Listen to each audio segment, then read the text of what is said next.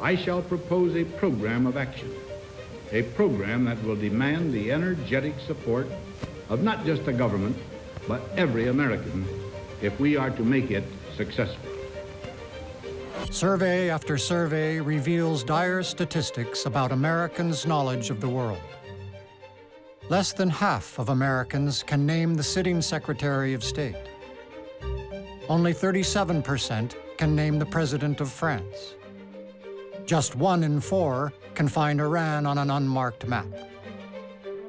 Great Decisions investigates the reasons for this knowledge deficit, explores the history of efforts to engage the general public, and asks what can be done to restore trust and interest in foreign policy expertise. Americans and the world, next on Great Decisions.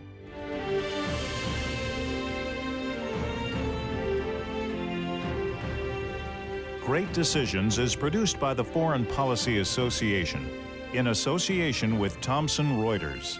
Funding for Great Decisions is provided by PricewaterhouseCoopers LLP and the Nelson B. Delavan Foundation.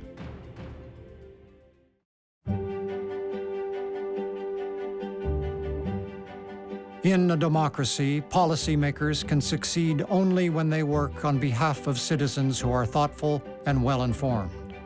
I think at the founding of the nation, there was a very strong emphasis on education. If you're going to transition towards democracy, we the people, liberty and justice for all, you have to have an informed and educated public. We are a nation of citizen politicians and citizen diplomats. It is important for the public to understand the U.S. role in the world and why we use force, why we don't use force, why we're negotiating trade agreements or pulling out of certain agreements. Some observers worry that foreign policy as a whole is given too little attention in American civic discourse. Here's the striking thing about the modern world. It's more connected than ever before. Now, that rise of the idea of a global village in which domestic policy and foreign policy merge has gone side by side with declining attention to what goes on far away. So we're a more connected world, but in some ways we are a less informed world. It's a global world. There are a lot of countries who are moving forward impressively and quickly. And I think for us to keep up, for us to stay ahead and focused, both in terms of our security, but in terms of our prosperity, Americans need to know what's happening beyond their borders. As polls close on the East Coast, we can now reveal the results of our exit poll. 52% of voters we surveyed said the economy was the most important issue facing America. Only 13% identified foreign policy as the most important. Experts and pundits have lambasted the organizers of tonight's Democratic debate for what they claim is a lack of attention to foreign policy, a topic that was largely overshadowed by domestic concerns. Instead of people being presented with the complexity of foreign policy issues, all they're presented with is the kind of he said, she said of the American political debate. A lot of the information that people are given about foreign policy doesn't contribute to their understanding of it. Often, we think that our constituents don't care about foreign policy, and so when we go back home and we hold a town hall, we only talk about domestic policy.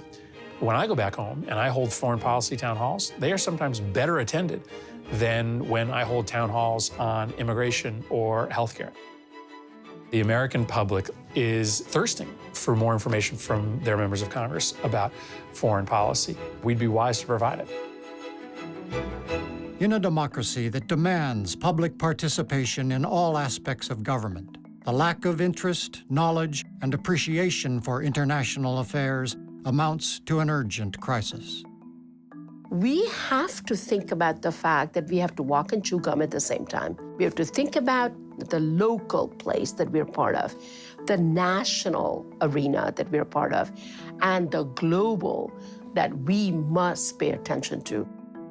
Huge numbers of Americans, voting Americans, adult Americans, sentient Americans, do not realize how important the stake of the United States in the order of the world is. The responsibility lies with academic institutions, think tanks, political leaders to explain and talk through and find ways to communicate the relevance of what goes on abroad and what is in the interests of Americans at home.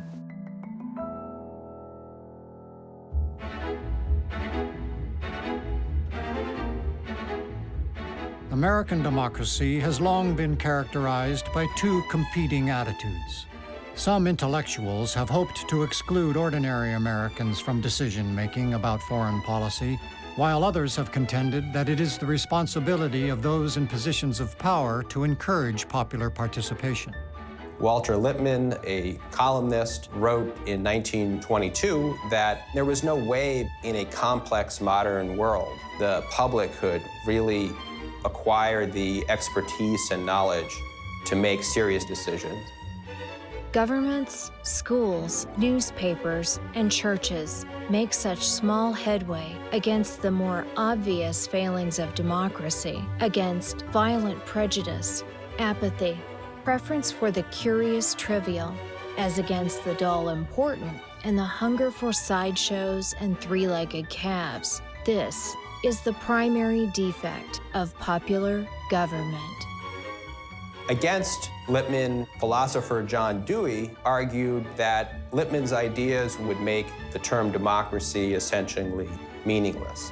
Dewey argued that experts needed to reach out to the public, help to shape the public, educate the public, and empower the public to make informed choices on matters of politics. When Woodrow Wilson wanted the U.S. to join the League of Nations in the aftermath of World War I, he took his argument directly to the American people. For the first time, it seemed that foreign policy elites felt the need to court public opinion.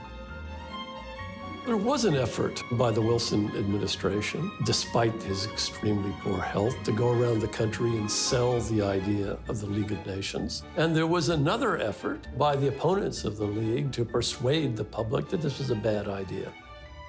The trouble with senators who oppose the League of Nations is that they are thinking of the days that are gone and gone forever. The conquering empires of the world have been wiped out. The world is now democratic. In the 1920s and 1930s, America's foreign policy experts went to unprecedented lengths to try to reach ordinary citizens in their homes, neighborhoods, and schools. A huge amount of effort was put into making sure that certain sections of the American public felt welcome discussing issues with experts. And there was a culture then that experts needed public engagement in order to refine their own expertise. In the aftermath of World War I, American foreign policy elites felt that they needed to organize themselves to provide expertise to the U.S. state, but also to help educate the public. The Foreign Policy Association and the Institute of Pacific Relations were two very prominent organizations founded in the wake of World War I that made public education one of their foremost priorities. During the Cold War, American policymakers recognized the need to foster a generation of new experts with specific knowledge about other parts of the world. In 1945, even the American foreign policy-making elite knew very, very little about the world by comparison with any other great power.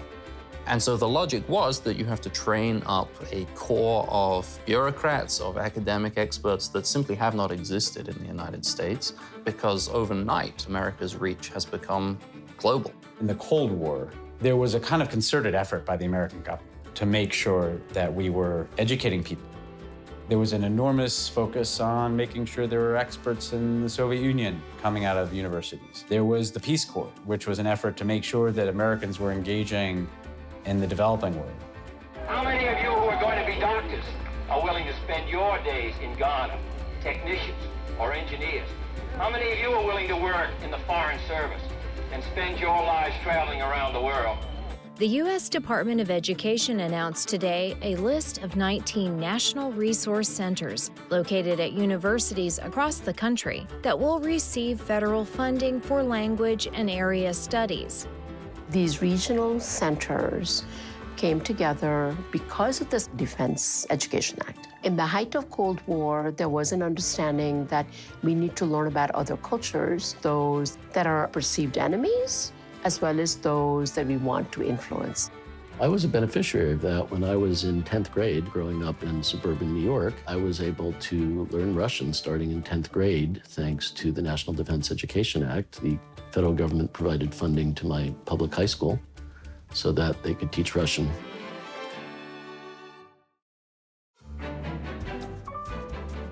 In the aftermath of World War II, the number of foreigners visiting the U.S. also skyrocketed.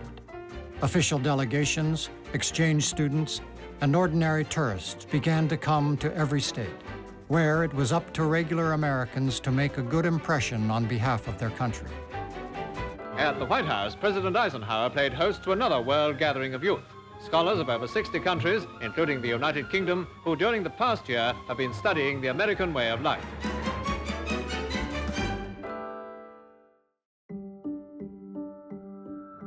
Global Minnesota was founded about 70 years ago as a place on the campus of the university where students coming from other countries could have a touch point, a place to be welcomed. Global Minnesota has great history files, and we have brochures and small documents. And so the earliest one said, they've come as strangers. We want them to go home as friends. People-to-people exchanges, whether they're outbound or inbound, really make possible a nuanced understanding of common problems. You get to relate to people in a way that you didn't imagine, and the connections ultimately lead to a world without conflict. I have the very definite feeling that people in authority and people in leadership are going to be more subjected to their motives being questioned than ever before. American trust in government generally has been in a tailspin since Vietnam. Your margin for error, if you're a politician in Washington at this point, is just much, much thinner than it ever has been.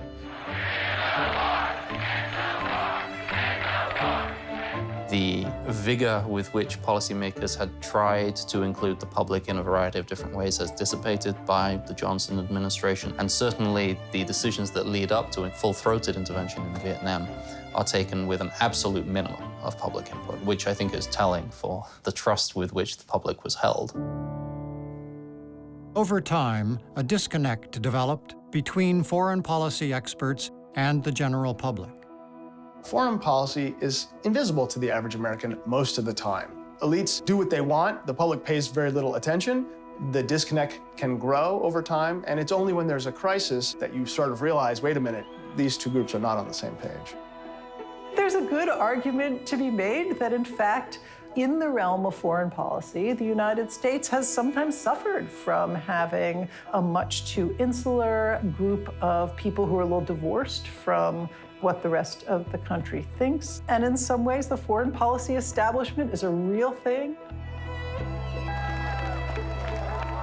Coming out of the Cold War in the 1990s, the United States faced an enviable position globally.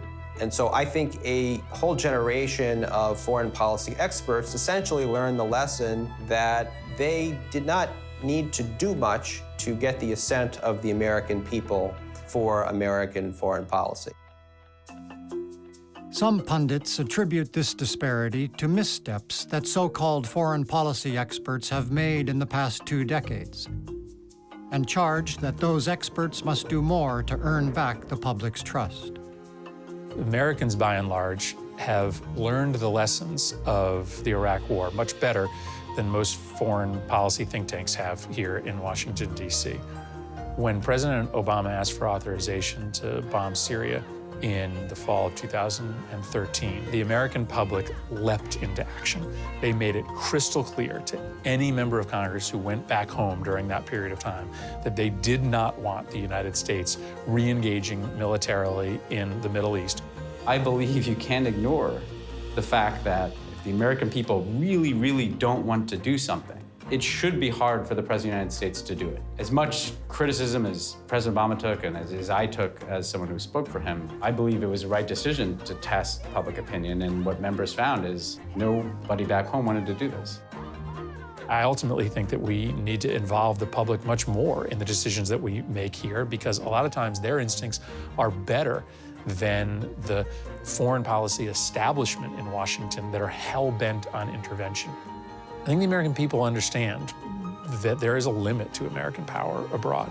The foreign policy establishment in Washington don't. The American public, once you rile them up with a mess that's been created by the elite, will then get involved, and that's a good thing. The leaders in government have a responsibility to exercise expertise, but they better do so in the long-run interest of the American public, or the American public will let them know. Look at the experts we've had, okay? Look at the experts. All of these experts. Oh, we need an expert here. The experts are terrible. Americans generally wouldn't brush their teeth with a toothpaste that hadn't been certified by a chemist. They wouldn't drive on a bridge that hadn't been built by an engineer. But there's a kind of underlying belief that, anybody with reasonable intelligence can do diplomacy. One major problem facing American policymakers is a widespread lack of appreciation for how diplomacy works and how it benefits ordinary Americans. There's always been a sort of populism in the United States that suggests that the United States can kind of go it alone to some degree. So there's always been a kind of cultural populism that has been suspicious, in particular, of this insulated elite world of the State Department. There's a set of deep misunderstandings about career Foreign Service officers and civil servants who work on American foreign policy. There's this kind of long-standing stereotype of the stripy-pantsed diplomat who's hoity-toity and disconnected from reality, and politicians exacerbate this. As professional diplomats, we are very sensitive to how our work is understood. From the surveys that we've looked at, it appears that the general public have a general knowledge of what our military does, but less of a knowledge of what our diplomats do. I have a former boss who, during the Iraq War, went home to his high school reunion. He said, I work at the State Department, and his high school classmate said, State Department of what? He was thinking motor vehicles or whatever. He had no idea what the State Department was.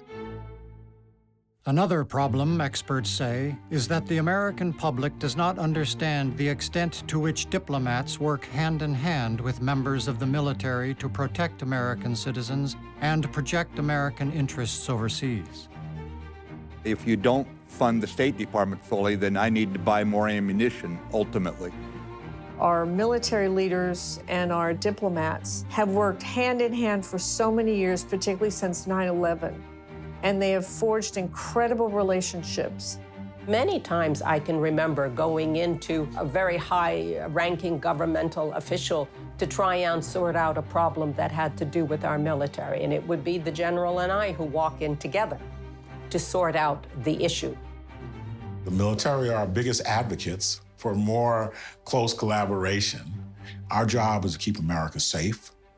Embassies exist to protect Americans overseas. Some former diplomats blame misconceptions about their work on inaccurate portrayals in the news media and in Hollywood. Diplomacy is hard to portray. Today's news media is fast, it's quick, it's often visual. Diplomacy is none of the above. Diplomacy is often a long process of building relations, of ideally convincing other people to see an issue, a problem, an opportunity in the same way you do. Cowboys and soldiers and good-looking ladies all get first rung. It's pretty hard to find a diplomat on a Hollywood screen. There are no white chargers in diplomacy. Nobody gets on a white horse, rides across a battlefield with pennants unfurled. It's the quiet work of getting people to understand one another, get together, find common points of agreement, And that's not the usual stuff of drama. As we sit here testifying, the president is attacking you on Twitter. And I'd like to give you a chance to respond. I'll read part of one of his tweets. Everywhere Marie Yovanovitch went turned bad. She started off in Somalia. How did that go? I don't think I have such powers, not in Mogadishu, Somalia, and not in other places. I actually think that where I've served over the years, I and others have demonstrably made things better.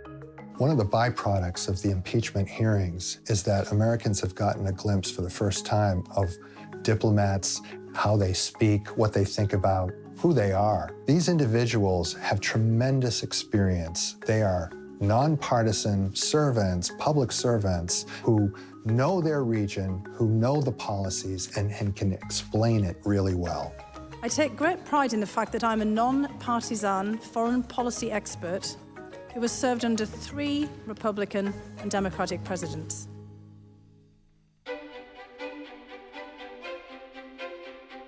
Five former secretaries of state joined John Kerry today at the State Department for the ceremonial groundbreaking of a new museum dedicated to informing the public about America's engagement with the world. I'm a firm believer in the importance of diplomacy. I think it's extremely important in the conduct of the nation's foreign affairs. I'm one of the biggest supporters of the Diplomacy Museum created at the State Department. The National Museum of Diplomacy is the only museum dedicated to diplomacy in the United States. It's a museum for the nation. Last year, over 10,000 students came to do programs there, learning about what it's like to be a diplomat. We have been very deliberate in reaching out to students across the country because we find that they're lacking in understanding diplomacy and actually the work that the State Department does. One of the things we also like to emphasize is that we're teaching the 21st century skills. It's about listening. It's about having a productive dialogue. The K-12 classroom, experts say, is the perfect setting to explain the significance of America's international engagement. Public education was founded around the idea of civics education. When students don't have a sense of the importance of civics and the importance of their role, they fall off. And that's why we have such a low rate of voter turnout, often for the youngest voters in this country. The high school years are the ones where the spark often comes for the interest overseas, either because of a visit, a trip, an exchange student that arrives, a particularly inspiring teacher. The effort to ensure that Americans have a sufficient understanding of global affairs may require a reassessment of how American schools teach about the rest of the world. If I was looking at the connection between the American education system and foreign policy, I actually think the most important factor is history, because it's very hard to understand what is happening in Russia today, or Iran today, or China today, without some just kind of basic understanding of the histories of those places. We need to employ civics education throughout our schools, international education, train our children in foreign languages to make them more competitive. There is a curve in education that is now leaning away from global focus. There's a lot of testing that happens in America that is mostly focused on math, science, and English language arts. We don't have as much esteem for social studies. New data from the U.S. Census Bureau sheds light on voting trends among young Americans. 36% of registered voters aged 18 to 29 cast ballots in the 2018 midterm election, nearly twice as many as in 2014. I teach university students now, and I have to tell you, they all want to go save the world. They're all ready. And whether that's as diplomats or as businessmen or working with NGOs, they are all ready to make a difference. Citizenship is not a spectator sport. Citizen is a participant role. We have responsibilities to participate, to make the country better off, and I'm hoping our fellow citizens step up and do that. At the end of the day, perhaps the most important step anyone can take is to encourage Americans to discuss foreign affairs more, whether in schools, universities, the media, libraries, or just around the kitchen table. At a time when Americans must make decisions about their country's role in the world that will have ramifications for decades to come, it is more critical than ever for the public to stay engaged in foreign policy.